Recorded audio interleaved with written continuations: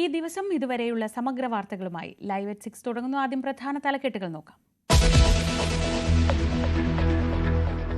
ശബരിമലയുടെ സമഗ്ര വികസനം ലക്ഷ്യമിട്ട് പമ്പയിൽ സർക്കാർ സംഘടിപ്പിച്ച ആഗോള അയ്യപ്പ സംഗമത്തിന് സമാപനം.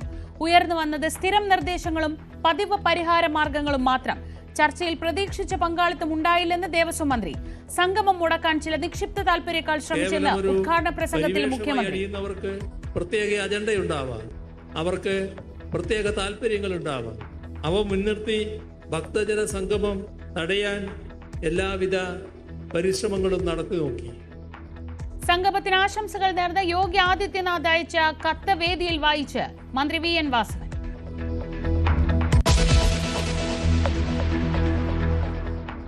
അയ്യപ്പ സംഗമത്തിന് വെള്ളാപ്പള്ളി നടേശൻ എത്തിയത് മുഖ്യമന്ത്രിക്കൊപ്പം ഔദ്യോഗിക വാഹനത്തിൽ. NSSും KPMSും പങ്കെടുത്തു. തിരിതെളിച്ചത് തന്ത്രി കണ്ഠരര് മോഹനര്. മുഖ്യമന്ത്രിയുടെ ഉദ്ഘാടന പ്രസംഗം കപടഭക്തനെ പോലെയായിരുന്നെന്ന് VD സതീശൻ. വിശ്വാസത്തിലും ഭക്തിയിലും രാഷ്ട്രീയം കലർത്തേണ്ടെന്ന് പ്രതികരിച്ച് Shashi Tharoor MP.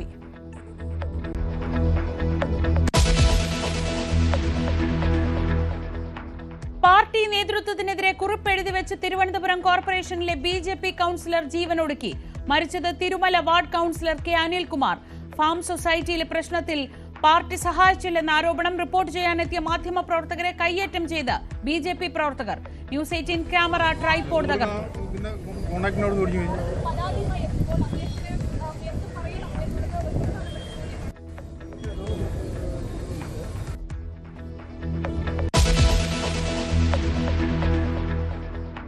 KJ ഷൈനും KN Unnikrishnan MLAയ്ക്കുമെതിരായ cyber ആക്രമണത്തിൽ നടപടികളുമായി പോലീസ്. പ്രചാരണം അഴിച്ചുവിട്ട KM ഷാജഹാനെയും CK ഗോപാലകൃഷ്ണനെയും അറസ്റ്റ് ചെയ്തേക്കും. പോലീസ് ഉണർന്നു പ്രവർത്തിച്ചെന്ന ഷൈൻ പ്രത്യേക അന്വേഷണ സംഘത്തിന് മൊഴി നൽകി KN ഉണ്ണികൃഷ്ണൻ.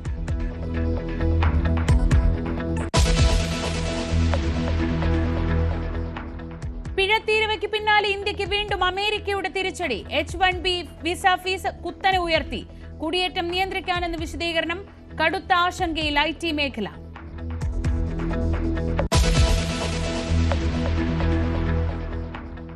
മോദിക്കെതിരായ വിമർശനങ്ങൾക്ക് അക്കമിട്ട് മറുപടി പറഞ്ഞ കേന്ദ്ര ആഭ്യന്തരമന്ത്രി. പ്രതിപക്ഷത്തിന്റേത് തരം താഴ്ന്ന രാഷ്ട്രീയം. मोदी जी की स्वर्गीय माता जी के लिए अपशब्द बोल देना, ये हमारी देश की लोकतांत्रिक राजनीति को पुष्ट नहीं करेगा। और मैं देश की जनता को जरूर कहना चाहूंगा कि ऐसे लोगों को दंडित करना चाहिए चुनाव के माध्यम से. GST പരിഷ്കരണം ഇച്ഛാശക്തിയോടെ നടപ്പാക്കിയ തീരുമാനം. മോദി ഇന്ത്യയുടെ സാമ്പത്തിക വളർച്ചയ്ക്ക് വഴിവെച്ചുവെന്നും അമിത്ഷാ പ്രതികരണം. Network 18 group editor in chief Rahul ജോഷിയുമായുള്ള അഭിമുഖത്തിൽ.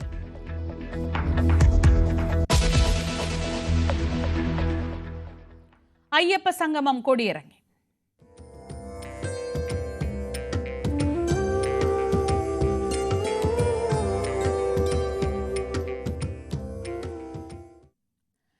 വിശ്വാസി സമൂഹത്തെ ഒപ്പം നിർത്തിയും ശബരിമലയുടെ വികസനം ചർച്ച ചെയ്തും ആഗോള അയ്യപ്പ സംഗമം സമ്മേളനം മുഖ്യമന്ത്രി പിണറായി വിജയൻ നിലവിളക്ക് കൊളുത്തി ഉദ്ഘാടനം ചെയ്തു. ശബരിമലയ്ക്ക് അതിന്റേതായ ഐതിഹ്യമുണ്ടെന്നും അത് സമൂഹത്തിലെ അധസ്ഥിതരുമായി ബന്ധപ്പെട്ടതാണെന്നും മുഖ്യമന്ത്രി പറഞ്ഞു. ശബരിമല വേർതിരിവുകൾക്കും ഭേദചിന്തകൾക്കും അതീതമായ സ്ഥലമാണ്. അയ്യപ്പ സംഗമത്തിൽ പങ്കെടുക്കാൻ കഴിഞ്ഞതിൽ സന്തോഷമുണ്ടെന്നും മുഖ്യമന്ത്രി ഉദ്ഘാടന പ്രസംഗത്തിൽ പറഞ്ഞു. ഭഗവത്ഗീത ഉദ്ധരിച്ചായിരുന്നു മുഖ്യമന്ത്രിയുടെ പ്രസംഗം. വേർതിരിവുകൾക്കും ഭേദചിന്തകൾക്കും അതീതമായ ജാതിഭേദം മതദ്വേഷം ഏതുമില്ലാതെ അങ്ങനെയുള്ള വേർതിരിവുകൾക്കും ഭേദചിന്തകൾക്കും അതീതമായ മതാതീത ആത്മീയതയെ ഉദ്ഘോഷിക്കുന്ന എല്ലാ മനുഷ്യർക്കും ഒരുപോലെ പ്രാപ്തമായ ആരാധനാലയമാണ്. ആ നിലക്ക് തന്നെ ഈ ആരാധനാലയത്തെ നമുക്ക് ശക്തിപ്പെടുത്തേണ്ടതുണ്ട്. അയ്യപ്പ ഭക്തന്മാർ ഇന്ന് ലോകത്തെമ്പാടുമുണ്ട്. അതുകൊണ്ട് തന്നെയാണ് ഈ മഹാസംഗമത്തിന് ഒരു ആഗോള സ്വഭാവം കൈവരുന്നത്. തമിഴ്നാട്ടിലെ മന്ത്രിമാരായ പി കെ ശേഖർ ബാബു, പളനിവേൽ ത്യാഗരാജൻ എന്നിവർ സംഗമത്തിൽ പങ്കെടുത്തപ്പോൾ യു പി മുഖ്യമന്ത്രി യോഗി ആദിത്യനാഥിന്റെ ആശംസാ സന്ദേശം സംഗമത്തെ എതിർക്കുന്നവർക്കുള്ള രാഷ്ട്രീയ മറുപടിയായി ദേവസ്വം മന്ത്രി വി എൻ വാസവൻ ഉദ്ഘാടന വേദിയിൽ വായിച്ചു. പമ്പാതീരത്ത് മനോഹരമായ ഈ പന്തലിൽ കേന്ദ്രീകരിച്ച് ഇന്ന് രാവിലെ മുതൽ നടന്നു വന്ന സംഗമം ഏതാണ്ട് 4000-ൽ പരം ആളുകൾ ഈ സംഗമത്തിൽ എത്തിച്ചേർന്നു എന്നുള്ളതാണ് പ്രാഥമിക കണക്ക്. നമ്മളിതിൻ്റെ ചർച്ചകൾ 3 സെക്ഷനുകളിലായിട്ടാണ് നടന്നത്. അതിൽ മാസ്റ്റർ പ്ലാനുമായി ബന്ധപ്പെട്ട ചർച്ചകളിൽ അത് നയിച്ചവരും അത് ശ്രദ്ധിച്ചവരും എന്താണ് അതിൻ്റെ ഉള്ളടക്കമെന്നും ഇവിടെ പ്രസൻറ്റ് ചെയ്യുണ്ടായി. ഏതാണ്ട് 658 പേരാണ് അതിൽ പങ്കെടുത്തിരുന്നത്. രണ്ടാമത് പ്രധാനമായും സ്പിരിച്വൽ ടൂറിസവുമായി ബന്ധപ്പെട്ട് ആ ചടങ്ങിൽ പങ്കെടുത്തിരുന്ന ടി കെ നായർ തന്നെ ആ വിഷയം ഇവിടെ അവതരിപ്പിച്ചു. അതിൻ്റെ ഉള്ളടക്കത്തിൽ ഏതാണ്ട് 211 പേരാണ് പങ്കെടുത്തിരുന്നത് എന്ന കാര്യം സൂചിപ്പിക്കട്ടെ. അതോടൊപ്പം തന്നെ സൂചിപ്പിക്കപ്പെട്ട ക്രൗഡ് മാനേജ്മെൻറ്റുമായി ബന്ധപ്പെട്ട ചർച്ചകളിൽ 326 പേരാണ് പങ്കെടുത്തത് എന്നാണ് ഇവിടെ സൂചിപ്പിക്കപ്പെട്ടത്. അതോടൊപ്പം മറ്റാളുകൾ ഇതുമായി ശ്രദ്ധാപൂർവം ഈ വിഷയങ്ങളുമായി ബന്ധപ്പെട്ട് ഈ സംഗമത്തിൽ ഉണ്ടാകുകയും ചെയ്തിരുന്നു. അങ്ങനെ പൊതുവിൽ നമ്മളെന്താണോ ഈ സംഘവുമായി ലക്ഷ്യം വെച്ചത് ആ ലക്ഷ്യം അർത്ഥപൂർണമാകുന്ന അവസ്ഥയിലേക്ക് എത്തിച്ചേർന്നു എന്നുള്ളതാണ് പൊതുവിൽ ഈ സംഗമത്തിൻ്റെ കൺക്ലൂഡിംഗ് സെക്ഷനിൽ നിങ്ങളോടായി സൂചിപ്പിക്കാൻ.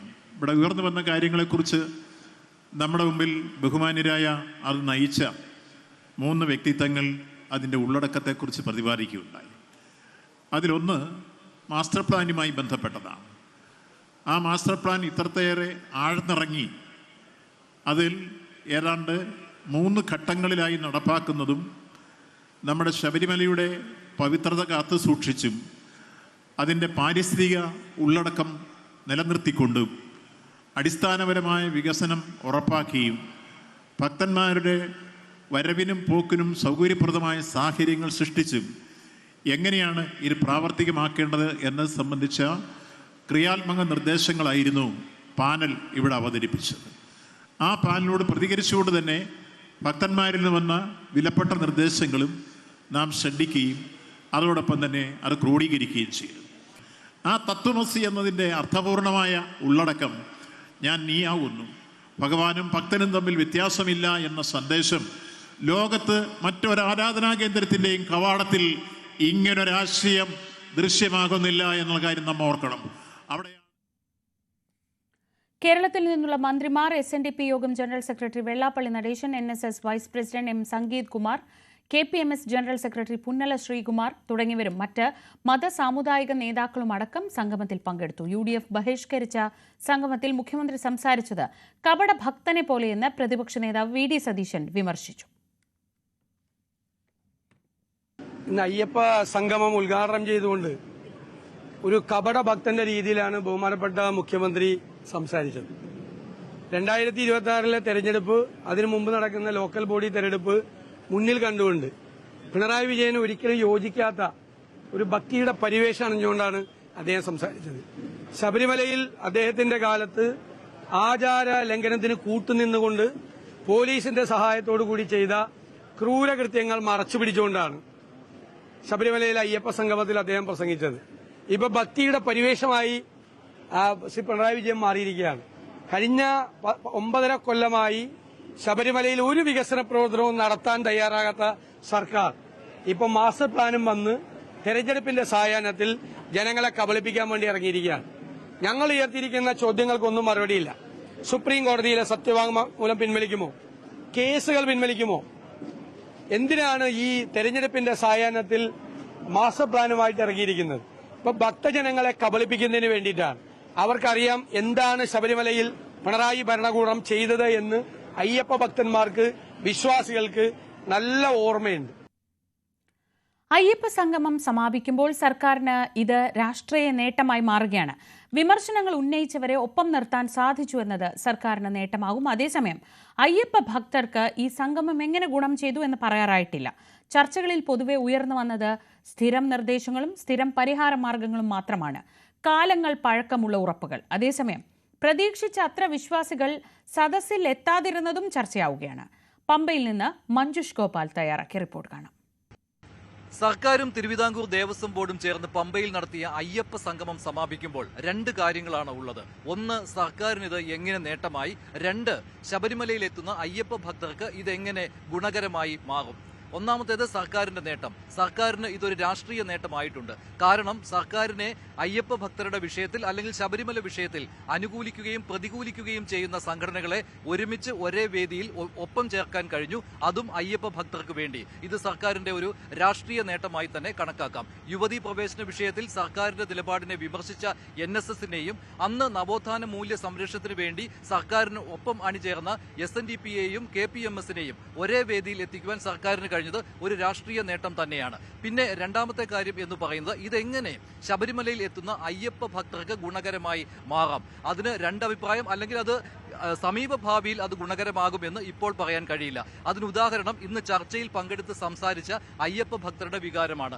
അവർ നേരത്തെയും ഇതേ വിഷയങ്ങൾ തന്നെ, അതായത് ശബരിമലയിൽ സുഖകരമായ ദർശനം സാധ്യമാകുന്നില്ല, അതുപോലെ തന്നെ ശബരിമലയിലെയും പമ്പയിലെയും അടിസ്ഥാന സൗകര്യങ്ങൾ വികസിച്ചിട്ടില്ല, ഇങ്ങോട്ടുള്ള യാത്രാ സൗകര്യത്തിന്റെ അപര്യാപ്തത, ഇവിടുത്തെ മാലിന്യങ്ങൾ, ഇതെല്ലാം നേരത്തെയും ചൂണ്ടിക്കാണിച്ചതാണ്. അപ്പോൾ ഇതെല്ലാം പരിഹരിക്കും എന്നുള്ളത് തന്നെയാണ് ഇന്നത്തെ ഈ ചർച്ചയിൽ ഉയർന്നു വന്ന പ്രധാനമായ നയം അല്ലെങ്കിൽ പൊതുനയം എന്നുള്ളത്.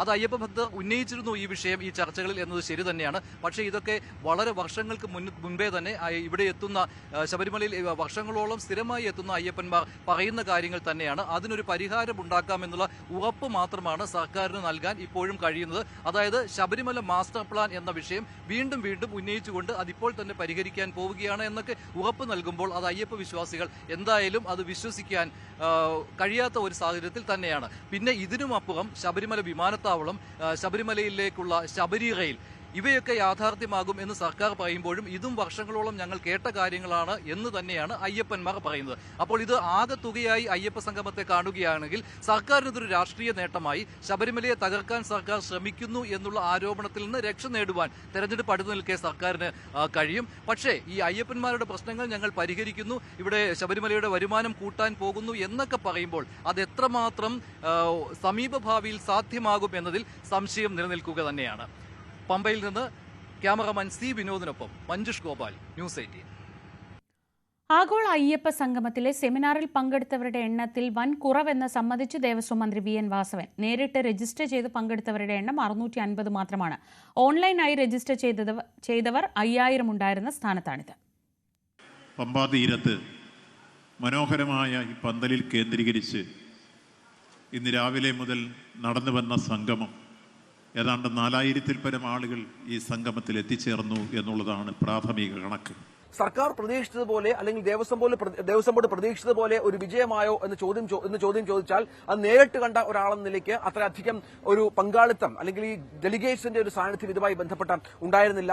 അതിൽ വളരെ പ്രധാനപ്പെട്ട കാര്യം നമ്മൾ കഴിഞ്ഞ ദിവസം റിപ്പോർട്ട് ചെയ്തതുപോലെ തമിഴ്നാട്ടിൽ നിന്നുള്ള ഭരണഘടനാപരമായി തമിഴ്നാട്ടിൽ നിന്നുള്ള മന്ത്രിമാർ, 2 മന്ത്രിമാരെ മാത്രമാണ് പങ്കെടുത്തത്. അതിനിടയിൽ ഒരു മന്ത്രി അല്പം ഒന്ന് തനിക്കൊരു പ്രാധാന്യം നൽകിയില്ല എന്ന് പറഞ്ഞ് ഒന്ന് ഇറങ്ങിപ്പോയി പിണങ്ങിപ്പോയ മന്ത്രി പിന്നെ തിരിച്ചു വരുന്ന കാഴ്ചയൊക്കെ നമ്മൾ കണ്ടു. അത് മാത്രമല്ല മറ്റ് സംസ്ഥാനങ്ങളിൽ നിന്ന്, അതായത് അയ്യപ്പന്മാർ ഏറ്റവും കൂടുതൽ ശബരിമലയിലേക്ക് വരുന്ന ആന്ധ്രയിൽ നിന്നും തെലങ്കാനയിൽ നിന്നും കർണാടകയിൽ നിന്നുമുള്ള പ്രാതിനിധ്യം, അതായത് നേരിട്ട് ക്ഷണിച്ച ഭരണകർത്താക്കളുടെ നിന്ന് പ്രാതിനിധ്യം ഈ സംഘവുമായി ബന്ധപ്പെട്ട ഉണ്ടായില്ല എന്നുള്ളതാണ്. ഡൽഹി ലഫ്റ്റനന്റ് ഗവർണർ അടക്കം ക്ഷണിച്ചിരുന്നു, അദ്ദേഹത്തിന്റെ സാന്നിധ്യം ഉണ്ടായില്ല. പക്ഷെ അപ്പോഴും ഈ യോഗി ആദിത്യനാഥ് ആശംസ അർപ്പിച്ചുകൊണ്ട് നൽകിയ കത്താകും ഇനിയുള്ള ദിവസങ്ങളിൽ ദേവസ്വം ബോർഡ് അടക്കം ഉയർത്തിക്കാട്ടുക എന്നുള്ളത് വളരെ പ്രധാനമാണ്. ആഗോള അയ്യപ്പ സംഗമം ശബരിമലയുടെ വികസനത്തിന് ഗുണം ചെയ്യുമെന്ന് തന്ത്രി കണ്ഠരര് മോഹനര്. ശബരിമല വികസനവുമായി ബന്ധപ്പെട്ട ഏത് പരിപാടിയിലും സഹകരിക്കും.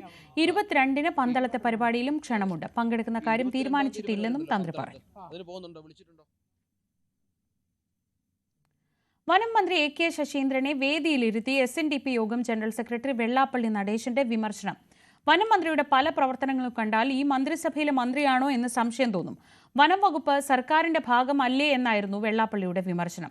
വനനിയമം പാലിച്ച് ന്യായമായി ലഭ്യമാക്കേണ്ട ഭൂമി അടിയന്തരമായി കേന്ദ്രം ഇടപെട്ട് ലഭ്യമാക്കണമെന്നും വെള്ളാപ്പള്ളി കൂട്ടിച്ചേർത്തു. എന്നും ശബരിമലയിൽ ഈ വനഭൂമിക്കാരുമായിട്ട് തർക്കമാണ്. ഈ സ്റ്റേറ്റ് ഗവൺമെൻറ്റിൽ പെട്ടതാണ് വനവകുപ്പ് മന്ത്രി.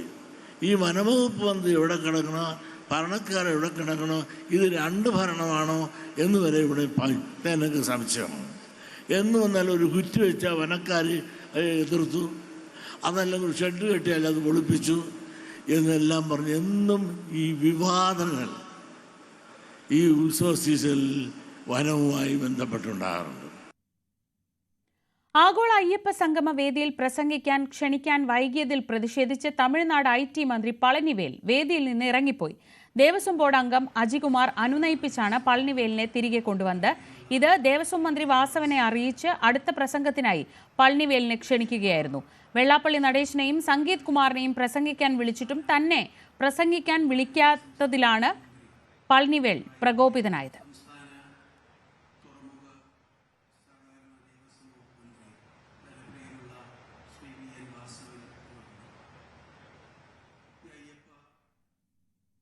ആഗോള അയ്യപ്പ സംഗമം സർക്കാരിന്റെ കുതന്ത്രമെന്ന് KPCC പ്രസിഡന്റ് സണ്ണി ജോസഫ്.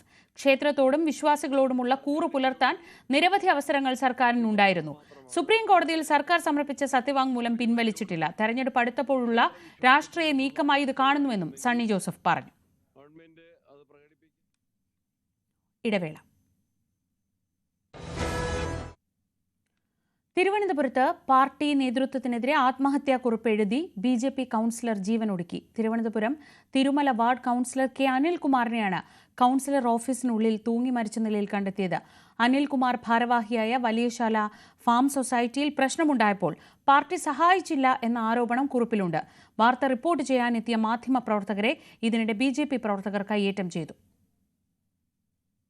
ഇന്ന് രാവിലെ 8:30 മണിയോടെ തിരുമലയിലുള്ള ഓഫീസിലെത്തിയാണ് അനിൽ ജീവനൊടുക്കിയത്. അനിലിന്റെ ആത്മഹത്യാക്കുറിപ്പിലെ വരികളും പുറത്തു വന്നിരുന്നു. അനിൽകുമാർ പ്രസിഡന്റായ വലിയശാല ഫാം സൊസൈറ്റിയിൽ 7 കോടി രൂപയിലധികം വായ്പ നൽകിയിരുന്നു. വായ്പ കൊടുത്തവർ പലരും പണം തിരികെ നൽകിയില്ല. നിക്ഷേപകർ പണം തിരികെ ആവശ്യപ്പെട്ടപ്പോൾ കൊടുക്കാൻ കഴിഞ്ഞില്ല. പണം തിരികെ കൊടുക്കാൻ സാധിക്കാതെ വന്നപ്പോൾ തമ്പാനൂർ പോലീസ് സ്റ്റേഷനിൽ കേസ് രജിസ്റ്റർ ചെയ്തു. എല്ലാ കുറ്റവും തന്റെ പേരിലായി. താൻ ഒറ്റപ്പെട്ടു. പാർട്ടി നേതൃത്വവും സഹായിച്ചില്ല.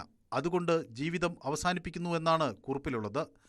ഫാം സൊസൈറ്റിയുമായി ബന്ധപ്പെട്ട് സാമ്പത്തിക പ്രശ്നങ്ങളുണ്ടായിരുന്നുവെന്ന് BJP നേതാക്കളും സ്ഥിരീകരിക്കുന്നു.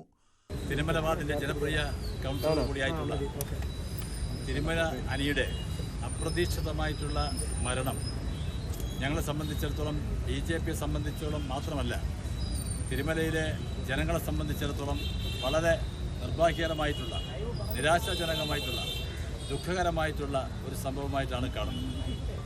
തിരുമല അനി രാഷ്ട്രീയ സ്വയംസേവക സംഘത്തിലൂടെ വളർന്ന് ഭാരതീയ ജനതാ പാർട്ടിയുടെ വാർഡ് പ്രസിഡന്റ്, മണ്ഡലം പ്രസിഡന്റ്, ജില്ലാ വൈസ് പ്രസിഡന്റ്, ജില്ലാ ജനറൽ സെക്രട്ടറി എന്ന നിലയിലും അതോടൊപ്പം തിരുമല വാർഡിലും തൃക്കണ്ണാപുരം വാർഡിലും 2015-ലും 2020-ലും 2 തെരഞ്ഞെടുപ്പുകളിൽ വലിയ ഭൂരിപക്ഷത്തോടെ ജയിച്ച തിരുമല അനിൽ ഈ നാട്ടുകാരെ സംബന്ധിച്ചിടത്തോളം, പാർട്ടിയെ സംബന്ധിച്ചിടത്തോളം വളരെ വിഷമകരമായിട്ടുള്ള ഒരു വേർപാടാണ് എന്ന് ഞാൻ ഇവിടെ സൂചിപ്പിക്കുകയാണ്. അനിൽകുമാർ കുറച്ചുനാളായി കൗൺസിലിൽ ഹാജരായിരുന്നില്ല എന്ന് മേയർ ആര്യ രാജേന്ദ്രൻ. അദ്ദേഹം ജീവനൊടുക്കിയതിൽ അതിയായ ദുഃഖവും അതുപോലെ തന്നെ വളരെ വിഷമവും വളരെ ഞെട്ടലും ഞങ്ങളെ സംബന്ധിച്ച്, നഗരസഭയുടെ ഭരണസമിതിയെ സംബന്ധിച്ചിടത്തോളമുണ്ട്. അദ്ദേഹം വളരെ ആക്റ്റീവായി കൗൺസിലൊക്കെ പങ്കെടുക്കുകയും ഞാൻ നേരത്തെ പറഞ്ഞതുപോലെ രാഷ്ട്രീയപരമായ വിമർശനങ്ങൾ ഞങ്ങൾക്കെതിരെയൊക്കെ ഉന്നയിക്കുന്ന വ്യക്തിയാണെങ്കിൽ പോലും കുറച്ചു നാളായി അദ്ദേഹം സജീവമായി കൗൺസിലൊക്കെ വരാതിരിക്കുന്ന സാഹചര്യമുണ്ടായിരുന്നു. അന്ന് അദ്ദേഹം അവസാനം നടന്ന കൗൺസിലിന് മുൻപായി ഞങ്ങളെ കാണാൻ വന്ന് ആരോഗ്യം ശരിയല്ല എന്നുള്ള തരത്തിലുള്ള സംസാരം നടത്തുകയും ബഹുമാന്യനായ ഡെപ്യൂട്ടി മേയർ മെഡിക്കൽ കോളേജ് പരിസരത്ത് പ്രവർത്തിക്കുന്ന വ്യക്തി എന്നുള്ള നിലയിൽ ആശുപത്രിയിൽ കാണിക്കുന്നതിനുള്ള എല്ലാ സംവിധാനങ്ങൾ നഗരസഭ തന്നെ ചെയ്തു നൽകാമെന്നും അദ്ദേഹത്തോട് സൂചിപ്പിച്ചിരുന്നു. ഇപ്പോൾ നമ്മളെ സംബന്ധിച്ചിപ്പോൾ ബോഡി മോർച്ചറിയിലാണുള്ളത്. മറ്റു കാര്യങ്ങളൊക്കെ നമുക്കിതിന് ശേഷം ചർച്ച ചെയ്യേണ്ടതും എന്താണ് എന്ന് മനസ്സിലാക്കേണ്ടത്. നമുക്ക് വിശദമായ വിവരങ്ങളൊക്കെ കിട്ടി എന്താണെന്ന് അതിനെപ്പറ്റിയുള്ള അഭിപ്രായമൊക്കെ ഇതിന് ശേഷം പറയാം എന്നാണ് മനസ്സിലാക്കുന്നത്. ഇപ്പോൾ അദ്ദേഹത്തിൻ്റെ കുടുംബത്തോടൊപ്പം സഹപ്രവർത്തകരോടൊപ്പം പൂർണ്ണമായി ഞങ്ങളെല്ലാവരും ഉണ്ട്. സംഭവത്തിൽ പേരൂർക്കട പോലീസ് കേസ് രജിസ്റ്റർ ചെയ്ത് അന്വേഷണം ആരംഭിച്ചു. ഇതിനിടെ സഹായം അഭ്യർത്ഥിച്ച് തന്നെ അനിൽ വന്ന് കണ്ടിരുന്നു എന്ന് അനുശോചനക്കുറിപ്പിൽ രേഖപ്പെടുത്തിയ BJP സംസ്ഥാന അധ്യക്ഷൻ രാജീവ് ചന്ദ്രശേഖറിന്റെ ഫേസ്ബുക്ക് കുറിപ്പിന് താഴെ BJP പ്രവർത്തകരുടെ വിമർശനം ഉണ്ടായി. എന്നാൽ ആത്മഹത്യാക്കുറിപ്പിനെ സംബന്ധിക്കുന്ന മാധ്യമ വാർത്തകൾക്കെതിരെ BJP പ്രവർത്തകർ രംഗത്തെത്തി. നിരവധി മാധ്യമപ്രവർത്തകരെ കയ്യേറ്റം ചെയ്തു. ന്യൂസ് 18 ക്യാമറാമാൻ സന്തോഷ് മണക്കാടിനും ക്യാമറാമാനും KUWJ ജില്ലാ ട്രഷററുമായ G പ്രമോദിനും മർദ്ദനമേറ്റു. G പ്രമോദിന്റെ ക്യാമറയും ന്യൂസ് 18 കേരളയുടെ ക്യാമറയും അടിച്ചു തകർത്തു. പോസ്റ്റ്മോർട്ടം നടപടികൾക്ക് ശേഷം മൃതദേഹം നഗരസഭയിൽ പൊതുദർശനത്തിന് വയ്ക്കും. ന്യൂസ് 18 തിരുവനന്തപുരം. തിരുവനന്തപുരത്ത് മാധ്യമപ്രവർത്തകർക്ക് നേരെയുള്ള BJP പ്രവർത്തകരുടെ ആക്രമണത്തെ അപലപിച്ച് KUWJ തിരുവനന്തപുരം ജില്ലാ കമ്മിറ്റി. സംഭവത്തിൽ കുറ്റക്കാരെ ഉടൻ അറസ്റ്റ് ചെയ്യണമെന്ന് ജില്ലാ പ്രസിഡന്റ് ഷില്ല സ്റ്റീഫനും സെക്രട്ടറി അനുപമ G നായരും ആവശ്യപ്പെട്ടു. DGPക്ക് പരാതി നൽകുമെന്നും KUWJ അറിയിച്ചു.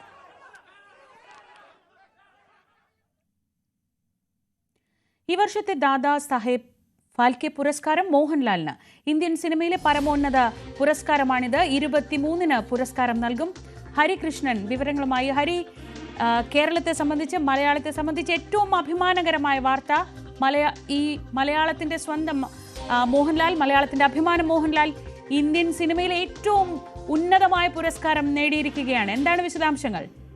തീർച്ചയായും ശ്രീജ, അങ്ങനെ തന്നെ പറയേണ്ടി വരും. പ്രത്യേകിച്ച് കേന്ദ്ര സർക്കാർ നൽകിയ ഏറ്റവും വലിയ പുരസ്കാരം ദാദാ സാഹേബ് ഫാൽക്കെ പുരസ്കാരം കേരളത്തിന്റെ മണ്ണിലേക്ക്, ലാലേട്ടന്റെ കൈകളിലേക്ക് എത്തുന്നു എന്ന് പറയുന്നത് തന്നെ മലയാളികൾക്ക് ഏറ്റവും വലിയ അഭിമാനകരമായ കാര്യം കൂടി തന്നെയാണ്. കാരണം ഇന്ന് പുരസ്കാരം പ്രഖ്യാപിക്കുമെന്ന് പറഞ്ഞിരുന്നെങ്കിൽ പോലും പല പേരുകൾ ഇതുമായി ബന്ധപ്പെട്ട് ഉയർന്നിരുന്നതാണ്.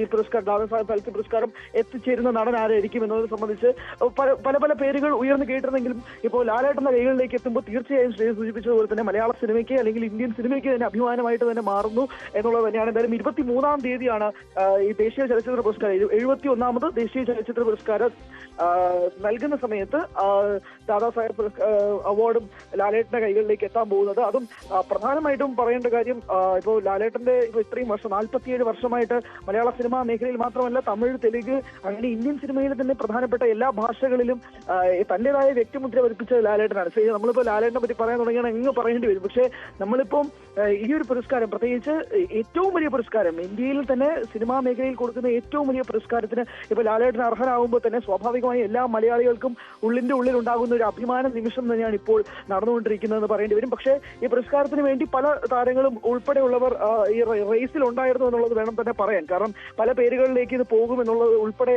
ഉണ്ടായിരുന്നു. ഒടുവിലാണ് ഇപ്പോൾ ലാലേട്ടന് ഈ ഒരു പുരസ്കാരം ലഭിക്കുന്നതായിട്ട് കൂടി മനസ്സിലാവുന്നത്. മോഹൻലാലിന് പ്രത്യേകിച്ച് 47 വർഷമായിട്ട് ഇന്ത്യൻ സിനിമാ മേഖലയിൽ നൽകുന്ന അവിസ്മരണീയമായ നേട്ടങ്ങൾ അത് തന്നെ എടുത്ത് പറയേണ്ടി വരും.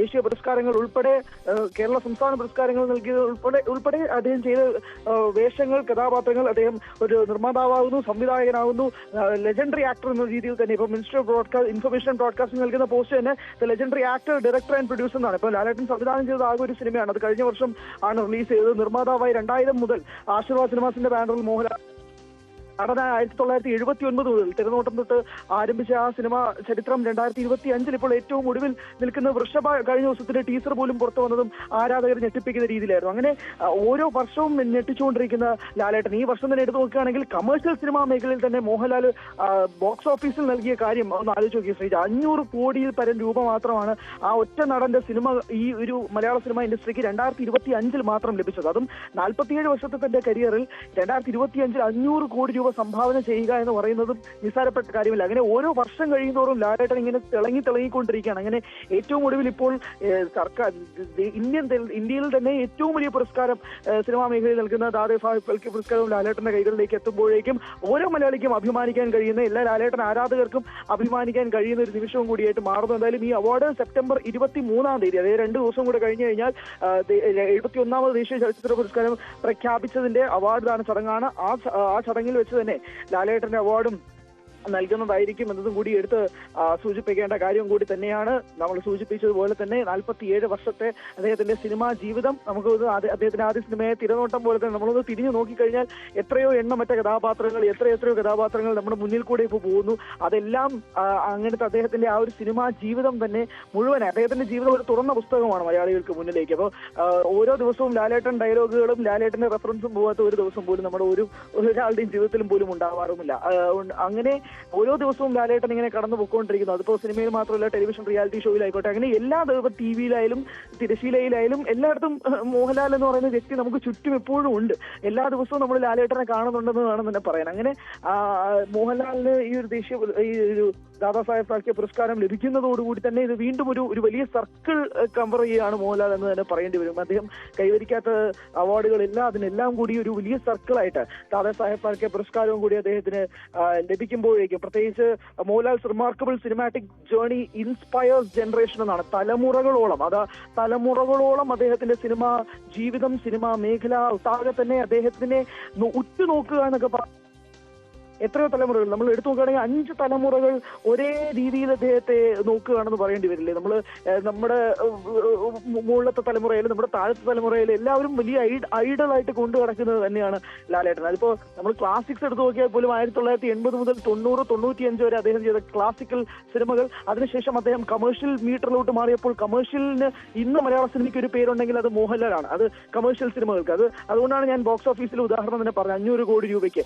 എന്നാൽ അദ്ദേഹം ചെയ്ത ക്ലാസിക് സിനിമകളൊക്കെ നമ്മുടെ മുന്നിലുണ്ട് താനും. അങ്ങനെ കമേഴ്ഷ്യൽ സിനിമകളും ക്ലാസിക്കൽ സിനിമകളും എല്ലാം കൂടെ ഒരുമിച്ച് കൈകാര്യം ചെയ്യുന്ന പല സംവിധായകരും പറയുന്നുണ്ട്. മലയാള സിനിമാ മേഖല ഒട്ടാകെ തന്നെ അദ്ദേഹത്തിന്റെ തോളിലായതുകൊണ്ടാണ് അദ്ദേഹത്തിന്റെ ഒരു തോള് ചെരിഞ്ഞിരിക്കുന്നുള്ളത്. കാരണം ആ ഭാരം താങ്ങാൻ കഴിയാതെ എന്ന് പോലും പറയുന്നുണ്ട്. അങ്ങനെ മലയാള സിനിമാ മേഖലയെ തോളിലേറ്റുന്ന ആ നായകന് ഇന്ന് ദാദാസാഹേബ് ഫാൽക്കെ പുരസ്കാരം ലഭിക്കുമ്പോഴേക്കും ഓരോ മലയാളികൾക്കും അഭിമാനിക്കാൻ കഴിയുന്ന രീതിയിലേക്ക് തന്നെ മാറുകയാണ്. ഹരിക്ക് തീരില്ലെന്ന് നമുക്കൊക്കെയും അറിയാം. എന്തായാലും ഇന്ത്യൻ സിനിമയുടെ പരമോന്നത പുരസ്കാരമായ ദാദാസാഹേബ് ഫാൽക്കെ പുരസ്കാരം വീണ്ടും കേരളത്തിലേക്ക്. ഇതിനു മുൻപ് അടൂർ ഗോപാലകൃഷ്ണനാണ് മലയാളത്തിൽ നിന്ന് ദാദാസാഹേബ് ഫാൽക്കെ പുരസ്കാരം നേടിയിട്ടുള്ളത്. ശ്രദ്ധിക്കേണ്ട ഒരു കാര്യമുണ്ട്, മലയാളത്തിൽ നിന്ന് ആദ്യമായിട്ടാണ് ഒരു അഭിനേതാവിന് ദാദാസാഹേബ് പുരസ്കാരം കിട്ടുന്നത് എന്ന പ്രത്യേകതയുണ്ട്. തൊട്ടു മുൻപ് ഫാൽക്കെ പുരസ്കാരം നേടിയത് ബോളിവുഡ് ഇതിഹാസ താരമായ മിഥുൻ ചക്രവർത്തിയായിരുന്നു. അങ്ങനെ കേരളത്തിനും മലയാളത്തിനും ഏറ്റവും സന്തോഷകരമായ ഒരു വാർത്തയോടെ ഈ ബുള്ളറ്റിൻ പൂർണ്ണമാവുകയാണ്.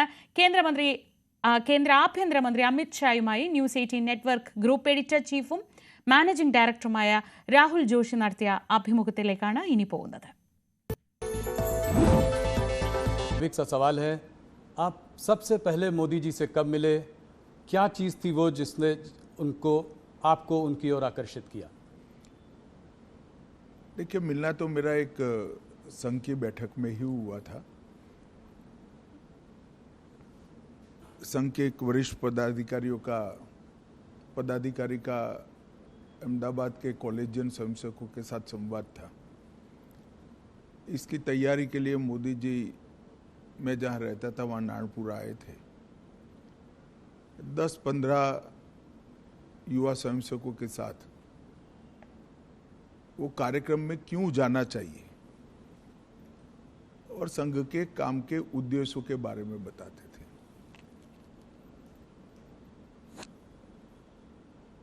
एक बिल्कुल अलग प्रकार से संघ के काम को मैंने उनसे सुना और कार्यक्रम में किस उद्देश्य से जाना चाहिए इसके बारे में भी युवाओं के लिए एक सटीक टिप्स भी थी और एक प्रकार से लंबे समय के लिए मार्गदर्शन भी था. इतने छोटे से एक महानगर के 1000-1200 युवाओं के कार्यक्रम के लिए इतना बारीक प्लानिंग करना ये बहुत बड़ी बात होती है. मैंने भी नीचे के स्तर पर काफ़ी काम किया है और वो ही बताता था, उस वक्त भी बताता था कि नरेंद्र भाई जो करते हैं वो मन से करते हैं और जो करते हैं वो अल्टीमेट उद्देश्य के साथ जुड़ा हुआ होता है और इसी के कारण बड़े बड़े परिणाम मिलते हैं. कमोबेश मेरे क्षेत्र के ही युवा थे.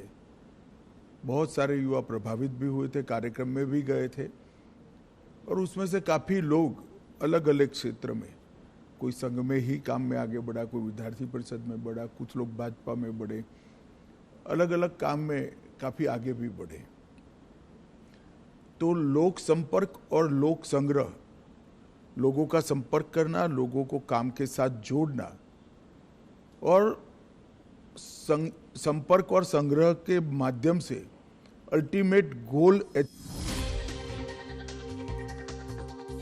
ഇന്ത്യൻ സിനിമയിലെ പരമോന്നത പുരസ്കാരം ദാദാസാഹേബ് ഫാൽക്കെ അവാർഡ് മലയാളത്തിന്റെ സ്വന്തം മോഹൻലാലിന് വരുന്ന ചൊവ്വാഴ്ച പുരസ്കാരം അദ്ദേഹത്തിന് സമ്മാനിക്കും. മലയാളത്തിൽ നിന്ന് ഫാൽക്കെ പുരസ്കാരം നേടുന്ന രണ്ടാമത്തെ വ്യക്തിയാണ് മോഹൻലാൽ. മലയാള സിനിമയിൽ നിന്ന് ആദ്യമായി ഒരു അഭിനേതാവിന് ദാദാസാഹേബ് ഫാൽക്കെ പുരസ്കാരം കിട്ടുന്നു എന്ന പ്രത്യേകത കൂടിയുണ്ട്. ഇതിനു മുൻപ് അടൂർ ഗോപാലകൃഷ്ണനാണ് മലയാളത്തിൽ നിന്ന് ഈ പുരസ്കാരം നേടിയിട്ടുള്ളത്. ഇന്ത്യൻ സിനിമയുടെ തലപ്പത്തേക്ക്, ഇന്ത്യൻ സിനിമയുടെ മുഴുവൻ അഭിമാന താരമായി മോഹൻലാൽ എത്തുന്നു എന്നതാണ് ഈ വൈകുന്നേരത്തെ ഏറ്റവും സന്തോഷകരമായ വാർത്ത. ഹരികൃഷ്ണൻ വിവരങ്ങളുമായി. ഹരി, മോഹൻലാലിന്റെ സിനിമാ ജീവിതം തലമുറകളെ പ്രചോദിപ്പിക്കുന്നതാണ് എന്ന പരാമർശത്തോടെയാണ് ഈ പുരസ്കാരം ഇപ്പോൾ പ്രഖ്യാപിച്ചിരിക്കുന്നത്. മലയാളികളെ സംബന്ധിച്ച് ഏറ്റവും സന്തോഷകരമായ ഒരു വാർത്തയാണ്. അതൊരു വലിയ നേട്ടം കൂടിയാവുന്നത് മലയാളത്തിൽ നിന്ന് ആദ്യമായി ഒരു അഭിനേതാവ് ഈ പുരസ്കാരം നേടുന്നു എന്നത് കൂടി കൂട്ടിച്ചേർക്കുമ്പോഴാണ്.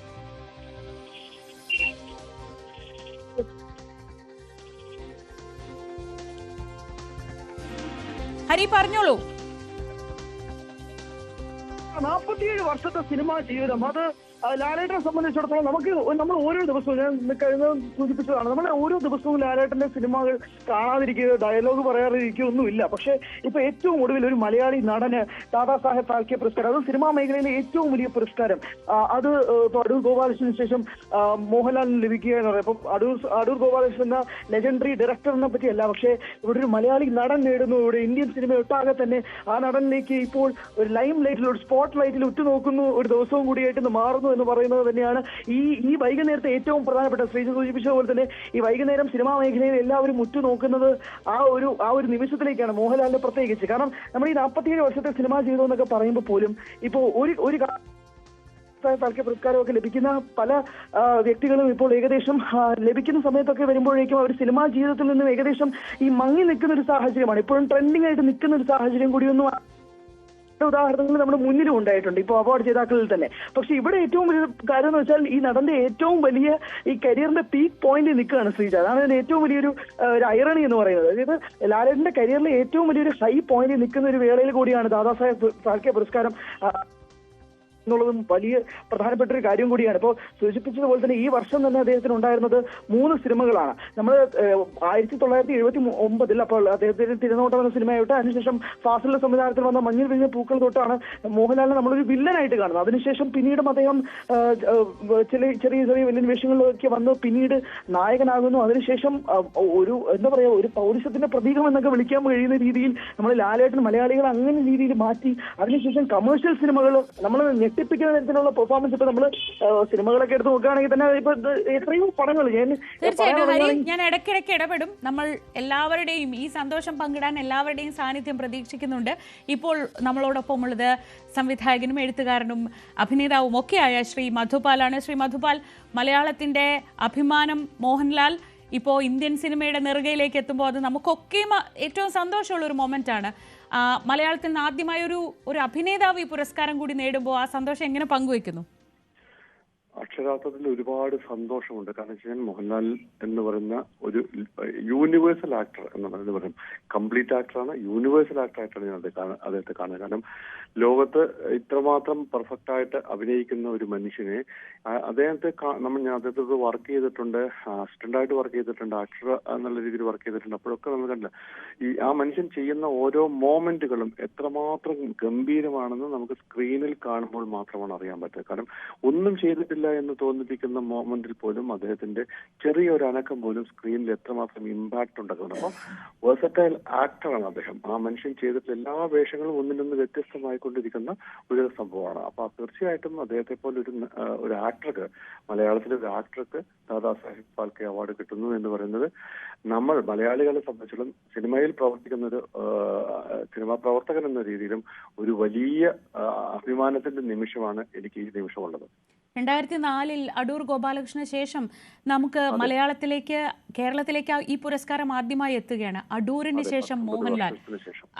അതും വലിയ അഭിമാനത്തോടെ പറയാൻ പറ്റുന്ന ഒരു 2 വാക്കുകളാണ് അല്ലേ? തീർച്ചയായും. കാരണം നമ്മളെ സംബന്ധിച്ചിടത്തോളം ഇത് രണ്ടാമത്തെ അവാർഡാണ്. കാരണം ഇന്ത്യൻ സിനിമയിൽ ഇങ്ങനെയുള്ള ഈ പുരസ്കാരം ലഭിച്ചിട്ടുള്ള ആക്ടേഴ്സിന്റെ കൂട്ടത്തിൽ നമ്മുടെ മലയാളത്തിന്റെ ഒരു ആക്ടർ കൂടി ഉണ്ടാവുന്നു എന്ന് പറയുന്നത് നിസ്സാരമായ ഒരു കാര്യമല്ല. അത് മലയാളികൾക്ക് എന്നും അഭിമാനിക്കാവുന്നത്. ഇന്നത്തെ ഈ നിമിഷം, ഈ ദിവസം സെപ്റ്റംബർ 20 എന്ന് പറയുന്ന ദിവസം ചരിത്രത്തിന്റെ ദിവസമായിട്ട് ഞാൻ കാണുന്നു. ഉറപ്പായിട്ടും അതെ. ഇനി നമ്മൾ പറയേണ്ടത് ആക്റ്റീവായ കരിയർ നിൽക്കുമ്പോൾ ഇപ്പോൾ നമുക്ക് ഈ പട്ടികയിലുള്ള ആക്ടേഴ്സിനെ നോക്കിയപ്പോൾ രജനീകാന്ത് ഒക്കെ ഉണ്ട്, അല്ലെങ്കിൽ അമിതാഭ് ബച്ചൻ ഉണ്ട്. പക്ഷെ അവരൊക്കെ അവരെ പോലെ അല്ല മോഹൻലാൽ നമ്മളെ സംബന്ധിച്ച്. കൊമേഴ്ഷ്യൽ സിനിമയിൽ വളരെ സജീവമായി തിളങ്ങി നിൽക്കുന്നു. ഈ വർഷം തന്നെ 3 സിനിമകൾ ഇറങ്ങുന്നു, 3ഉം ഹിറ്റായി. ഒരു മോഹൻലാലിൻ്റെ ശക്തമായ തിരിച്ചുവരവ്, മോഹൻലാലിനെ വിജയിയായി കാണുന്ന ഒരു സന്തോഷത്തിൽ പ്രേക്ഷകർ നിൽക്കുമ്പോഴാണ് ഇങ്ങനൊരു വലിയ കിരീടം കൂടി എത്തുന്നത്. ഞാൻ അതിനകത്ത് ഒരിക്കലും മോഹൻലാലിന്റെ തിരിച്ചു വരവ് എന്നല്ല, മോഹൻലാൽ എങ്ങും പോയിട്ടില്ല എന്ന് വിശ്വസിക്കുന്നു. കമേഴ്ഷ്യലി മാത്രമല്ല, മോഹൻലാൽ എല്ലാ കാലത്തും മലയാള സിനിമയിൽ, ഇന്ത്യൻ സിനിമയിൽ നിലനിൽക്കുന്ന ഒരു വ്യക്തി തന്നെയായിട്ടാണ് ഞാൻ കാണുന്നത്. കാരണം അദ്ദേഹം ഇവിടെ നിന്ന് പോയാൽ മാത്രമാണ് നമ്മൾ തിരിച്ചു വരവ് എന്ന വാക്ക് ഉപയോഗിക്കുക. അദ്ദേഹം എങ്ങും പോയിട്ടില്ല.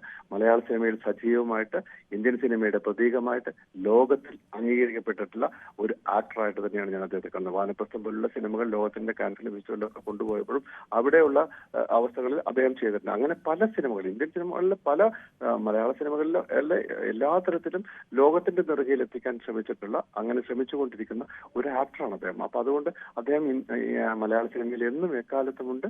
അതുകൊണ്ട് എങ്ങും പോകാത്ത ആ മനുഷ്യൻ എന്നും എല്ലാ കാലത്തും നിലനിൽക്കട്ടെ എന്നുള്ള പ്രാർത്ഥന മാത്രമാണ് എനിക്കുള്ളത്. ഉറപ്പായും അത് എല്ലാ പ്രേക്ഷകരുടെയും മോഹൻലാലിനെ സ്നേഹിക്കുന്ന എല്ലാ മലയാളികളുടെയും പ്രാർത്ഥനയാണത്, അതിൽ സംശയമില്ല.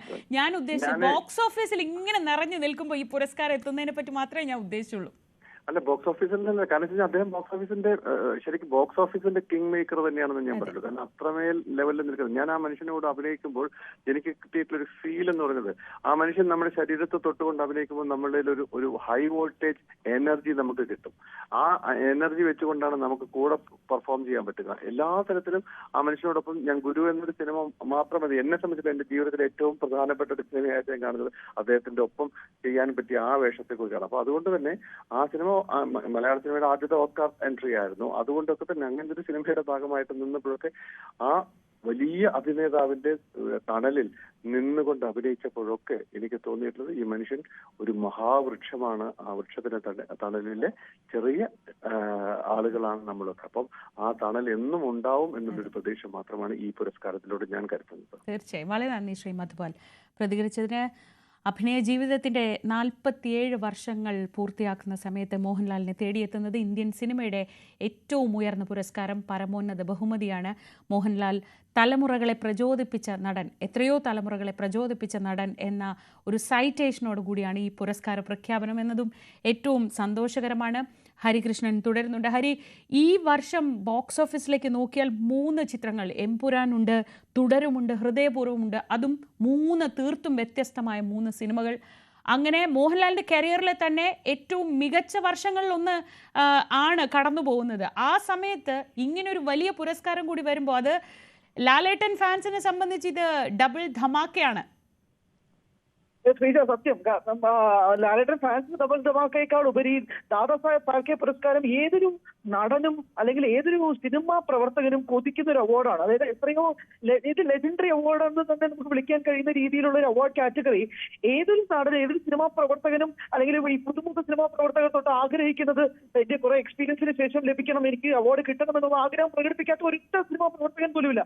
അവിടെ ലാലേട്ടന് ഇപ്പം സൂചിപ്പിച്ചതുപോലെ തന്നെ ഈ ഒരു സത്യം പറഞ്ഞാൽ ലാലേട്ടൻ ഒരു ഗോൾഡൻ ഇയർ ആയിട്ട് മാറുകയാണ് ശ്രീജ. അത് ബോക്സ് ഓഫീസിൽ നിന്ന് ഇപ്പൊ നമ്മൾ നേരത്തെ പറഞ്ഞ പോലെ 500 കോടി രൂപ ഈ വർഷം മാത്രം ഈ നടൻ മലയാളം ഇൻഡസ്ട്രിക്ക് വേണ്ടി സംഭാവന ചെയ്തെങ്കിൽ ഇപ്പൊ ഇന്ത്യയിലെ തന്നെ ഏറ്റവും വലിയ പുരസ്കാരവും കൂടി മലയാളം മണ്ണിലേക്ക് ഈ നടൻ കൊണ്ടുവരികയാണ്. അതും 21 വർഷങ്ങൾക്ക് ശേഷമാണ് ഒരു മലയാളി ആ ഒരു അവാർഡ് തൊടുന്നത്. അപ്പോൾ അങ്ങനെ നോക്കുമ്പോഴേക്കും ഒരു അവാർഡ് രീതിയിലായിക്കോട്ടെ അല്ലെങ്കിൽ കമേഴ്ഷ്യൽ രീതിയിലായിക്കോട്ടെ ഈ നടൻ നമ്മളെ വീണ്ടും വിസ്മയിപ്പിച്ചുകൊണ്ടിരിക്കുകയാണ് ശ്രീജ. അതിനകത്ത് യാതൊരു തർക്കമില്ല. കാരണം നമ്മളിപ്പോ പറയാൻ തുടങ്ങി 2024 ഞാൻ ചെറുതായിട്ടൊന്ന് പറയാം. 2024 2 സിനിമകളാണ് ലാലേട്ടന്റെ റിലീസ് ചെയ്തത്. അപ്പൊ ആ 2024 റിലീസ് ചെയ്ത 2 സിനിമകളും ബോക്സ് ഓഫീസിൽ വലിയ നേട്ടം ഉണ്ടാക്കിയില്ല. അതിൽ ഒന്ന് ലാലേട്ടൻ തന്നെ സംവിധാനം ചെയ്ത സിനിമയാണ്. പക്ഷേ അപ്പോൾ തൊട്ട് തുടങ്ങിയ ചോദ്യമാണ് ലാലേട്ടന്റെ കരിയർ അവസാനിച്ചോ എന്നുള്ള പല ചോദ്യങ്ങളും ഉണ്ടായിരുന്നു. അതിനൊരു കൃത്യമായ മറുപടിയാണ് ഈ വർഷം ലാലേട്ടൻ ആ ചോദിച്ച ചോദ്യങ്ങൾ എല്ലാവർക്കും കൊടുത്തത്.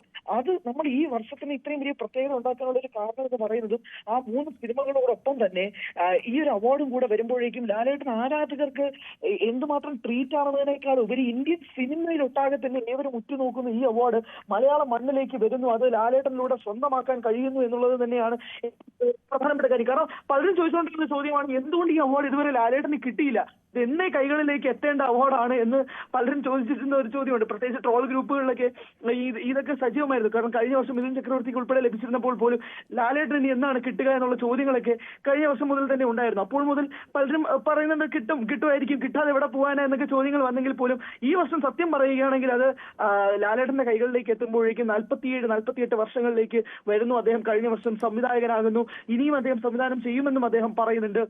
അദ്ദേഹം എത്രയോ സിനിമകൾ നിർമ്മിച്ചുകൊണ്ട് ഈ മലയാളം ഇൻഡസ്ട്രിയെ തന്നെ വളർത്താൻ ശ്രമിക്കുന്നു. കൂടെ നായകനായിട്ട് തന്നെ തിളങ്ങി നിൽക്കുന്ന ആ മനുഷ്യന്റെ മുന്നിലേക്ക് വീണ്ടും ഈ അവാർഡ് ചെന്നെത്തുമ്പോഴേക്കും അർഹമായ കൈകളിലേക്ക് തന്നെ വരുന്നത്. ഇപ്പോൾ നമ്മൾ സ്നേഹത്തോടെ ലാലേട്ടൻ എന്നൊക്കെ വിളിക്കുമ്പോൾ തന്നെ ഇപ്പം നമ്മുടെ മുന്നിൽ കൂടെ ഇപ്പൊ ടെലിവിഷൻ റിയാലിറ്റി ഷോയിലായാലും സിനിമകളിലായാലും ഇപ്പം മധുബാല സൂചിപ്പിച്ചതുപോലെ തന്നെ ഒരു വലിയ വൃക്ഷമാണ്. ആ ഒരു ഇപ്പം ലാലേട്ടൻ ഉണ്ടെങ്കിൽ മലയാള സിനിമ ഇൻഡസ്ട്രിക്ക് മൊത്തത്തിൽ ഒരു ഊർജ്ജമാണെന്നൊക്കെ പറയുന്നത് പോലെ തന്നെ ഇപ്പൊ നമ്മൾ ഇപ്പോൾ സിനിമ മേഖലയിലുള്ള താരങ്ങൾ എല്ലാവരും കൂടി ചേർന്നുള്ള ഒരു അസോസിയേഷനിൽ പോലും ലാലേട്ടൻ തലപ്പത്ത് വന്ന ഞങ്ങൾക്ക് എല്ലാവർക്കും ഊർജ്ജമാണെന്നൊക്കെ പറയുന്ന പോലെ ലാലേട്ടൻ ഉണ്ടെങ്കിൽ തിയേറ്ററിലേക്ക് വരിക. ഇപ്പൊ തരുൺ മൂർത്തി എന്ന സംവിധായകനെ ഇന്റർവ്യൂ ചെയ്തപ്പോൾ അദ്ദേഹം പറഞ്ഞത് ലാലേട്ടന്റെ ആരാധകർ എങ്ങും പോയിട്ടില്ല, ഒരു നല്ല പടം വന്നു കഴിഞ്ഞാൽ വീട്ടിലിരിക്കുന്ന 90 വയസ്സുള്ള മുത്തശ്ശനും മുത്തശ്ശിമാർ ഉൾപ്പെടെയുള്ളവർ തിയേറ്ററിലേക്ക് വരും, കാരണം ലാലിന്റെ പടം കാണാനാണെന്ന്. അങ്ങനെ തലമുറകൾ ശ്രീജ, അത് എത്രയോ തലമുറകൾ, ഇന്നത്തെ ചെറിയ പിള്ളേർ വരെ ഈ എമ്പുരാന്റെ മുണ്ട് മടക്കി കുത്തുന്ന ആ രംഗം ഉൾപ്പെടെയുള്ളവർ അതൊക്കെ റീക്രിയേറ്റ് ചെയ്ത് ട്രോളാക്കി അല്ലെങ്കിൽ റീലാക്കി സോഷ്യൽ മീഡിയയിൽ ഇടുന്നത് തൊട്ട് ഈ 90 വയസ്സുള്ള അപ്പൂപ്പന്മാരും മുത്തശ്ശിമാരും ഒക്കെ തിയേറ്ററുകളിലേക്ക് മക്കളെയും കൈ പിടിച്ചുകൊണ്ട് തിയേറ്ററുകളിലേക്ക് ലാലേട്ടന്റെ പടം കാണാൻ വേണ്ടി മാത്രം വരിക എന്ന് തൊട്ടുമ്പോൾ തലമുറകളൊന്ന് ആലോചിക്കുക. അത്രയും തലമുറകളെ ഇന്നും ഇൻസ്പയർ ചെയ്യുന്ന, അത് കമേഴ്ഷ്യലി ആയിക്കോട്ടെ അല്ലെങ്കിൽ അദ്ദേഹത്തിന്റെ അഭിനയ മികവ് കൊണ്ടായിക്കോട്ടെ അല്ലെങ്കിൽ ഇന്നും അദ്ദേഹം ചെയ്യാൻ ഉപയോഗിക്കുന്ന എക്സ്പെരിമെന്റിലായിക്കോട്ടെ. ഇപ്പൊ ലാലേട്ടൻ ചെയ്യാത്ത ഇനി ഏത് കഥാപാത്രം ഉണ്ടെന്നൊക്കെ നമുക്ക് ചോദിക്കാം. ഇനി ഏത് കഥാപാത്രമാണ് ആ മനുഷ്യൻ ഇനി ചെയ്യാൻ ബാക്കിയുള്ളതെന്നും ചോദിക്കാം. അങ്ങനെ ചോദിക്കുന്ന നടനെ വീണ്ടും വീണ്ടും വിസ്മയിപ്പിച്ചുകൊണ്ടിരിക്കുക എന്ന് പറയുന്ന രീതിയിൽ കമേഴ്ഷ്യലി ഓരോ ആസ്പെക്ട്സ് കണ്ടുപിടിക്കുക. ഇപ്പോൾ നേരത്തെ സൂചിപ്പിച്ച പോലെ ഒരു ചരിത്ര കഥാപാത്രങ്ങളായിട്ട് ചെയ്തുകൊണ്ടിരിക്കുക. അദ്ദേഹം ഇപ്പോഴും എക്സ്പെരിമെന്റ് ചെയ്തുകൊണ്ടിരിക്കുകയാണെന്ന് തന്നെയാണ് അദ്ദേഹം പറയുന്നത്. വീണ്ടും ടെലിവിഷൻ പ്രേക്ഷകരുടെ മുന്നിലേക്ക് മറ്റൊരു രീതിയിൽ റിയാലിറ്റി ഷോയിൽ അവതാരകനായിട്ട് വരിക. അങ്ങനെ ഒരു കണ്ടിന്യൂ നമ്മൾ ഒരു അഡ്വർടൈസ്മെന്റ് തന്നെ കണ്ടു. അത് ഇന്നത്തെ സൊസൈറ്റിയെ തന്നെ സ്റ്റീരിയോ ടൈപ്പ് ബ്രേക്ക് ചെയ്യുന്ന രീതിയിലുള്ള ഒരു അഡ്വർടൈസ്മെന്റ്. അതെ, അതിനുശേഷമായിരുന്നു റിയാലിറ്റി ഷോയിൽ അദ്ദേഹത്തിന്റെ ഒരു പരാമർശം, ഒരുപക്ഷെ സമൂഹത്തിൽ ഏറ്റവും വലിയ പ്രോഗ്രസീവായ ഒരു കമന്റ് എന്ന രീതിയിൽ ആ പ്രോഗ്രാമിലെ അദ്ദേഹത്തിന്റെ ഒരു കമന്റ് ആണ് ഏറ്റവും കൂടുതൽ ചർച്ചയായത്. നടൻ ശ്രീ മധു ഇപ്പോൾ നമ്മളോടൊപ്പം ടെലിഫോൺ ലൈനിലുണ്ട്. ശ്രീ മധു, മലയാളത്തെ സംബന്ധിച്ച് ഏറ്റവും സന്തോഷമുള്ള ഒരു വാർത്ത വരുന്ന സമയമാണ്. അങ്ങ് എങ്ങനെ പ്രതികരിക്കുന്നു? ഹലോ, അറിഞ്ഞതിൽ വളരെ വളരെ സന്തോഷം. ആർത്തിക്കുന്നവർക്ക് അംഗീകാരങ്ങൾ എപ്പോഴും കിട്ടിക്കൊണ്ടിരിക്കുമല്ലോ. ലാലത് അർപ്പിക്കുന്നു, ലാലിന് കിട്ടി, ലാലിൻ്റെ കൂടെ ഞാനും സന്തോഷിക്കുന്നു. എനിക്കറിയാം നമ്മുടെ കൂടെ നാട്ടുകാരെല്ലാം മലയാളികളെല്ലാം അല്ലാത്തവരും സന്തോഷിക്കുന്നു. ഇനിയും അവാർഡുകൾ കിട്ടുന്നുണ്ട്. ഒരു 21 വർഷത്തിനൊക്കെ ശേഷം നമുക്ക് വീണ്ടും ഒരു ഫാൽക്കെ പുരസ്കാരം കിട്ടുന്നു. അടൂരിന് ശേഷം മോഹൻലാലിന് കിട്ടുന്നു. അതൊക്കെ ഒരു സന്തോഷം ഇരട്ടിക്കുന്നുണ്ട്. മലയാളത്തിൽ നിന്ന് ആദ്യമായിട്ട് ഒരു അഭിനേതാവിന് കിട്ടുന്ന ഫാൽക്കെ പുരസ്കാരം കൂടിയാണല്ലോ.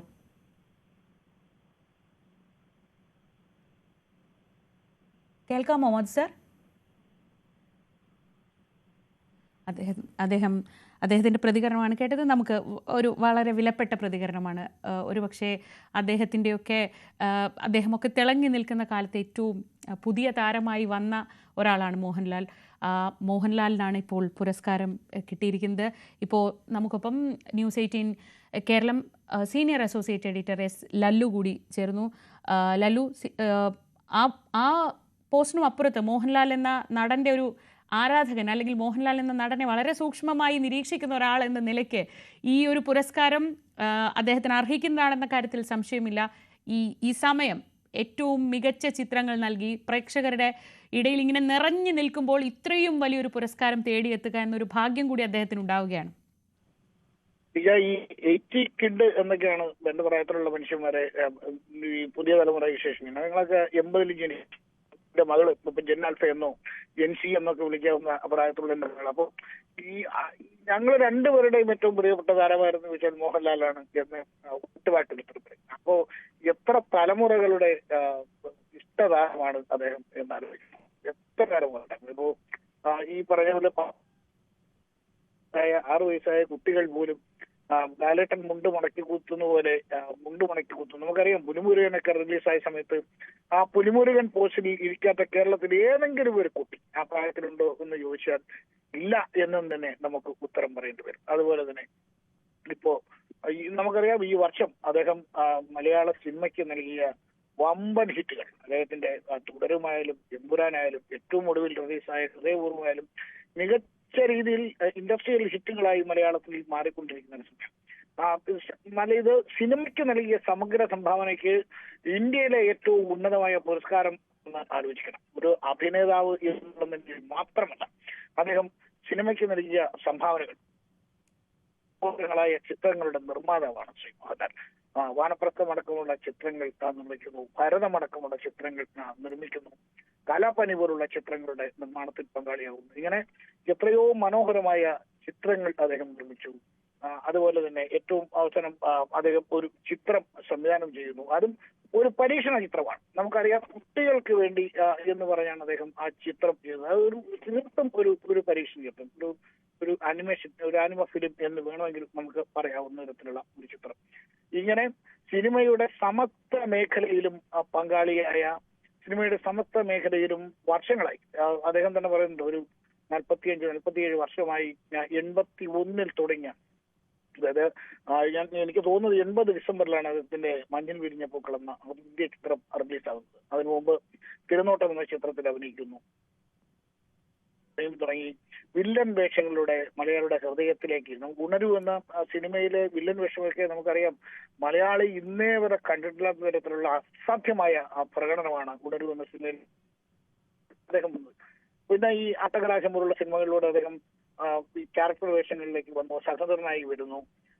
അങ്ങനെ ബിൽഡപ്പ് ചെയ്ത ഒരു കാര്യം, ഒരു മോഹൻലാൽ 24-25 ചിത്രങ്ങൾക്ക് അഭിനയിച്ച ഈ 80 മുതൽ 90 കാലങ്ങളിലൊക്കെ അദ്ദേഹം ഒരു വർഷം 24-25 സിനിമകളിലൊക്കെ അഭിനയിച്ചിട്ടുണ്ട്. ഒരു സിനിമയിൽ പോലും നമുക്ക് മടുപ്പ് തോന്നാത്ത തരത്തിൽ അദ്ദേഹം അഭിനയിക്കും. ആ അഭിനയം ഇപ്പോ 2025 അവസാനിക്കാകുമ്പോഴും മോഹൻലാൽ എന്ന നടൻ, മോഹൻലാൽ എന്ന വികാരം മലയാളിയുടെ മനസ്സിൽ ഒരു ഇഞ്ച് പോലും താഴാതെ ഓരോ തവണയും അദ്ദേഹത്തെ കാണുമ്പോൾ, ഓരോ ചിത്രത്തിനും അദ്ദേഹത്തെ കാണുമ്പോൾ പ്രേക്ഷകന്റെ ആവേശം ഇരട്ടിക്കാം. നമുക്കറിയാം കേരളത്തിലെ യുവാക്കളെ ഇത്രത്തോളം സ്വാധീനിച്ച ഒരു അഭിനേതാവ് വേറെ ഉണ്ടായിരുന്നു. നടപ്പിലും ചലനത്തിലും നോട്ടത്തിലും വാക്കുകളിലുമെല്ലാം മോഹൻലാലായി മാറാത്ത യുവാക്കൾ കേരളത്തിലുണ്ടാകുമോ എന്നറിയില്ല. മോഹൻലാൽ എന്ന നടനെ സ്നേഹിക്കാത്ത മലയാളി മനസ്സുകൾ കേരളത്തിൽ ഉണ്ടാകും. പലതരത്തിലുള്ള അഭിപ്രായ വ്യത്യാസങ്ങൾ, ചിലപ്പോൾ അദ്ദേഹത്തിന്റെ നിലപാടുകളിലോ അദ്ദേഹത്തിന്റെ വാക്കുകളിലൊക്കെ പലതരത്തിലുള്ള അഭിപ്രായ വ്യത്യാസങ്ങൾ ഉള്ളവരുണ്ടാകാം. പക്ഷേ മോഹൻലാൽ എന്ന അഭിനേതാവിനെ, മോഹൻലാൽ എന്ന കലാകാരനെ മാറ്റി നിർത്താൻ ഒരു മലയാളിക്കും കഴിയില്ല. അത്തരത്തിൽ മലയാളി മനസ്സിനെ സ്വാധീനിച്ചു കഴിഞ്ഞ ഒരു പ്രതിഭയാണ് അദ്ദേഹം. നേരത്തെ ഹരി പറഞ്ഞു അദ്ദേഹത്തിന്റെ ഏറ്റവും ഒടുവിൽ പുറത്തിറങ്ങിയ ആ പരസ്യം, ആ പരസ്യം മോഹൻലാൽ എന്ന നടന്റെ പ്രസൻസ് കൊണ്ട് മാത്രം അത് എത്ര സെക്കൻഡ് ഉണ്ടാകും, ഒരു മിനിറ്റ് പരസ്യം എത്രത്തോളം മലയാളികളാണ് കീഴടക്കിയത്. അതുപോലെ തന്നെ ഏറ്റവും ഒടുവിൽ പറഞ്ഞ റിയാലിറ്റി ഷോ ബിഗ് ബോസിൽ അദ്ദേഹം നടത്തിയ ആ പരാമർശങ്ങൾ, അദ്ദേഹം എടുത്ത നിലപാട്, ഒരു പക്ഷേ അദ്ദേഹത്തിന്റെ ആ നിലപാട് കൊണ്ട് മാത്രം അതുവരെ അത്തരമൊരു സമൂഹത്തെ അല്ലെങ്കിൽ അത്തരം മനുഷ്യരെ മറ്റൊരു കണ്ണിൽ കണ്ടിരുന്ന മനുഷ്യരുടെ നിലപാട്, എത്രായിരം മനുഷ്യരുടെ നിലപാട് അദ്ദേഹത്തിന്റെ ആ ഒരൊറ്റ സ്റ്റേറ്റ്മെന്റ് മാറിയിട്ടുണ്ടാകാം എന്ന് നമ്മൾ ചിന്തിക്കുമ്പോഴാണ് മോഹൻലാൽ എന്ന നടന്റെ സ്വാധീനം. മോഹൻലാൽ എന്ന നടൻ കഴിഞ്ഞ നൂറ്റാണ്ടോളമായി മലയാള സിനിമയിൽ കേരളത്തിന് വേണ്ടി എന്ത് ചെയ്തു എന്ന് നമ്മൾ ആലോചിക്കുന്നത്, നമ്മൾ ആഴത്തിൽ മനസ്സിലാക്കുന്നത്. അദ്ദേഹം ഒരു അഭിനേതാവ് മാത്രമല്ല, മലയാളിയെ അത്രയേറെ ആഴത്തിൽ സ്പർശിച്ച, മലയാളിയുടെ ഓരോ നിമിഷത്തിലും കൂടെ നിൽക്കുന്ന ഒരു കലാകാരനാണ്. ലല്ലു, ഞാൻ മടങ്ങിയെത്താം. ഇപ്പോൾ സംവിധായകൻ ശ്രീ ശ്യാമപ്രസാദ് നമ്മളോടൊപ്പം ടെലിഫോൺ ലൈനിലുണ്ട്.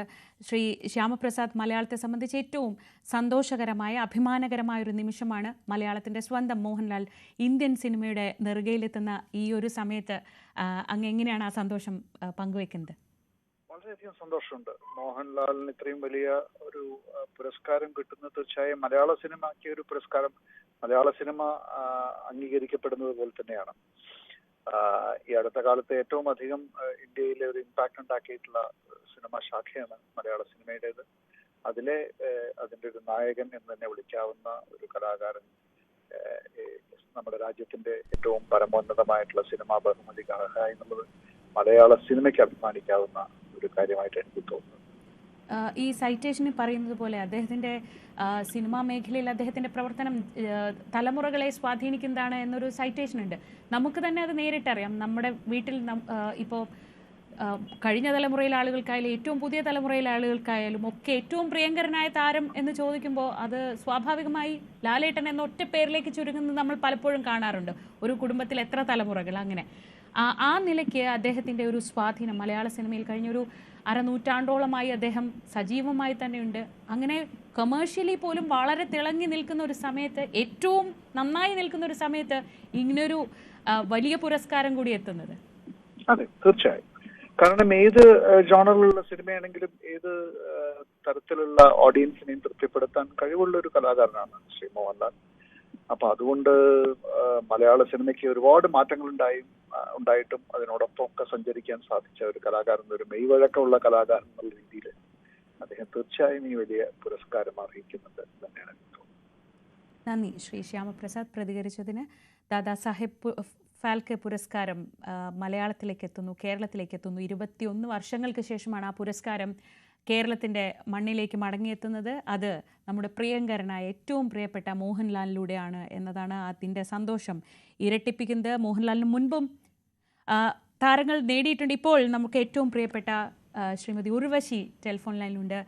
ശ്രീമതി ഉർവശി, ഏറ്റവും പ്രിയപ്പെട്ട ലാലിന് പുരസ്കാരം കിട്ടുന്ന ഈ മൊമെന്റിനെ എങ്ങനെയാണ് പറയുന്നത്? സന്തോഷം, ഹൃദയം നിറഞ്ഞ സന്തോഷം എന്ന് വേണമെങ്കിൽ പറയാം. ഒരുപാട് സന്തോഷം.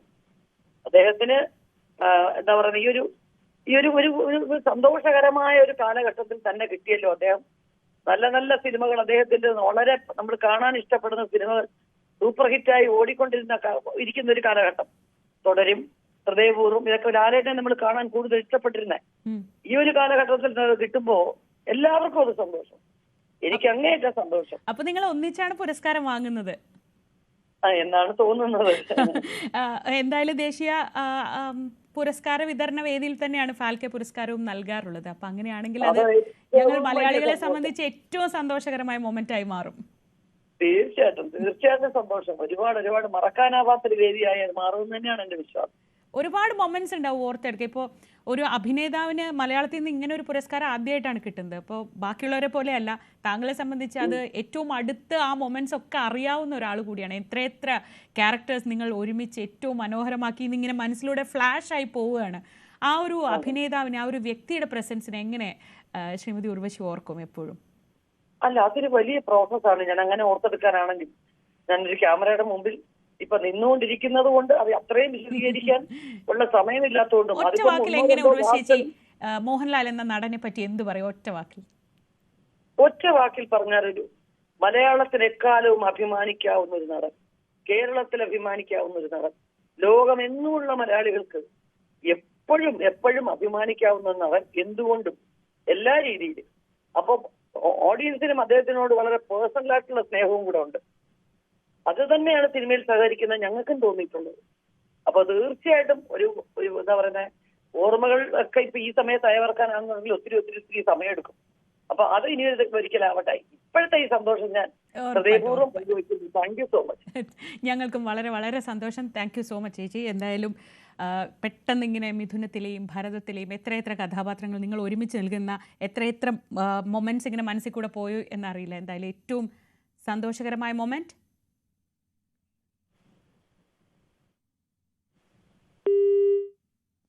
പ്രധാനമന്ത്രി നരേന്ദ്രമോദി മോഹൻലാലിനെ അഭിനന്ദനം അറിയിച്ചിരിക്കുന്നു.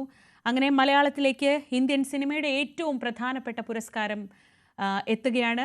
മലയാളികളുടെ ഏറ്റവും പ്രിയങ്കരനായ താരം, മലയാളികളുടെ മുഴുവൻ അഭിമാനം, കേരളത്തിൻ്റെ പ്രിയപുത്രൻ മോഹൻലാലിന് ദാദാ സാഹിബ് ഫാൽക്കെ പുരസ്കാരം കിട്ടിയ ഈ സമയത്ത് ചില പ്രതികരണങ്ങളിലേക്ക് പോവുകയായിരുന്നു. പ്രിയപ്പെട്ടവരെല്ലാം ഏറ്റവും സന്തോഷത്തോടെയും അഭിമാനത്തോടെയും ആ സന്തോഷം പങ്കുവയ്ക്കുകയാണ്. ബുള്ളറ്റിൻ പൂർണ്ണമാവുന്നു. ഇടവേളയ്ക്ക് ശേഷം പ്രൈം ഡിബേറ്റ് കാണാം.